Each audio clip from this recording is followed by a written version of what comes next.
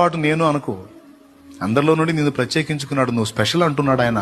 అందుకు తగ్గట్టు నీతి ప్రవర్తన కలిగి దానియేలులాగా, యోసేపులాగా నువ్వు బ్రతకడానికి నీ వంతు ప్రయత్నం నువ్వు చేయి.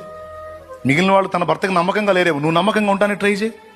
మిగిలిన వాడు తన భార్యకు నమ్మకంగా లేడేమో, నువ్వు నమ్మకంగా ఉంటానికి ట్రై చేయి.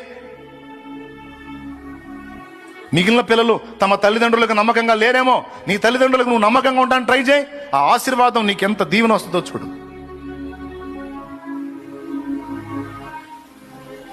స్టార్టింగ్లో ఒకవేళ శ్రమ పడతావేమో,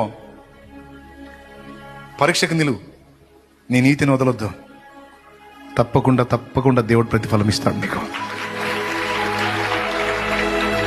సమస్త విషయాల్లో గుర్తెరగండి, జాగ్రత్తగా నడుచుకోండి. నీకు సంపద వచ్చిందని పైకి చూడవాకు, నువ్వు కింది స్థాయిలోకి వచ్చావని అందరినీ తోలనాడవాకు, వారి వల్ల వీరి వల్ల అని అనొద్దు. సంపద వచ్చిందని గర్వంగా